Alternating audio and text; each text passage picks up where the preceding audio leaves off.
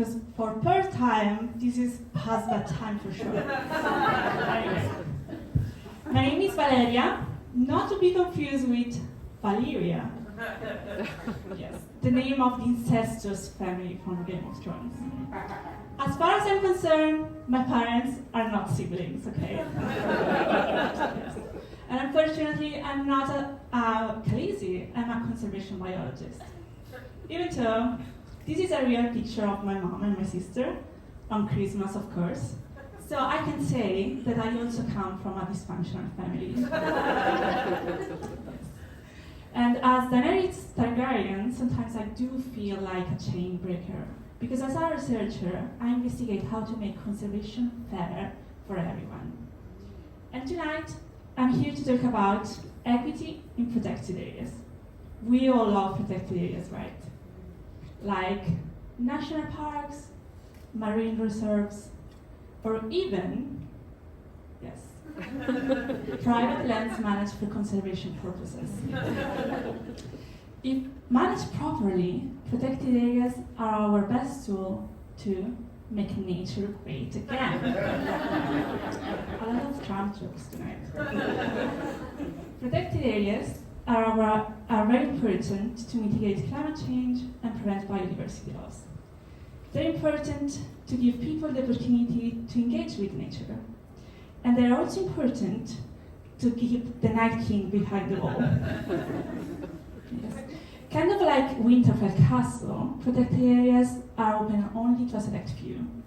And I investigate how people access and benefit about these places, trying to make conservation fair. But of course, conservation is also about keeping what is dangerous outside. So the Night King of this story is, of course, capitalism.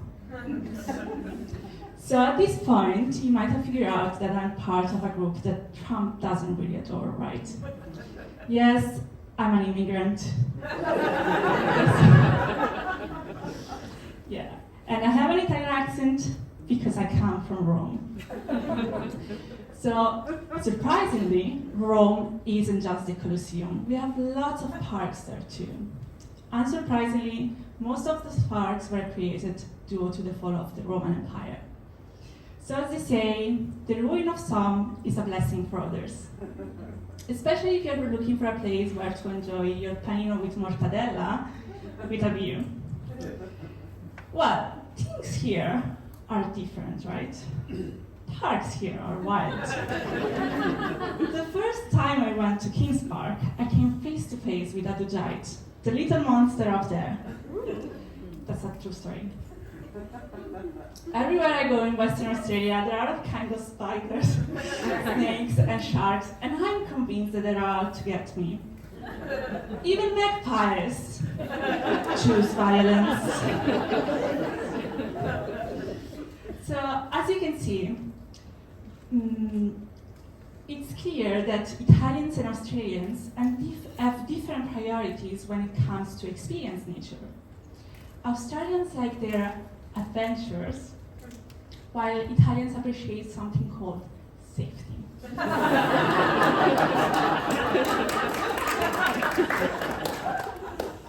Preferences, values, and the way we interact with nature consistently change depending on our culture. And part of my work is to go around and ask people, what do you want? From protected areas, of course. So that I can make sure they have what they need to access those places. And this is important to give everybody opportunities to benefit from nature. Even magpies. So what I'm doing here in Australia is going around to people to ask whether protected areas are working for them. And now I will share about two classical characters you will find on my fieldwork. But of course, for privacy reasons, I cannot use real pictures, so just bear with me. We have Pelican Bob. Bob is in his 50s. He's proudly from Basildon, and he's obsessed with Australian football, which, by the way, total cultural shock for me. Okay? And of course, his greatest passion is fishing. Distance means nothing to him. He will drive, fly, paddle, just to get to the most remote and isolated space. On a different note, we have Miss Jane, the black swan of this story. Jane is a lovely older lady from Perth, and she adores her dogs, each named after a member of the royal family. Andrew is the naughty one, for sure. So, Jane's favorite pastime is taking her 3 royal friends out for walk in nature. But as she's getting older, she prefers popular places in Perth with clean paths, and maybe even a tea house nearby for a quick stop on the way back. So as you see, Jane and Bob have different interests and unique needs. Bob needs access to isolated spaces where he can fish, while Jane prefers areas that are popular and that have a sense of security. But we have something very special in Western Australia. Here, we find people with profoundly different ways of understanding and valuing nature.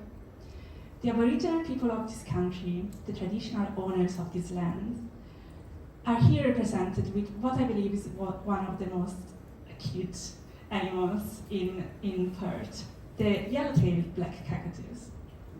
So cockatoos, with their characteristic voices, bring unique perspectives on how we see nature, making Australia an incredible place to learn how we can reconcile our society with the environment.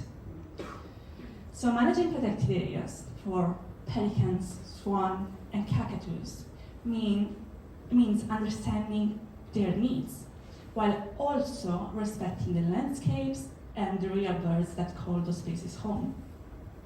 Of course, meeting people's needs is complicated. Have you ever tried dating a Leo? Yes. Meeting people's needs in conservation means recognizing the barriers that limit people opportunities to access protected areas. Like, what if Bob's favorite spots were restricted to pelicans?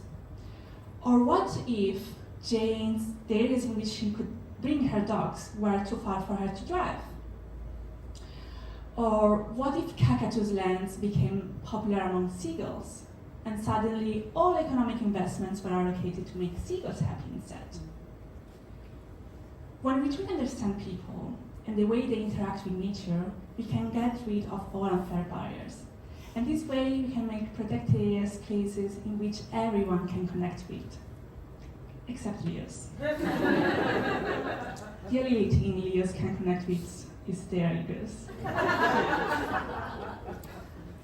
So, in the next couple of years, you will find me around Western Australia asking people how we can offer them better opportunities to connect with nature.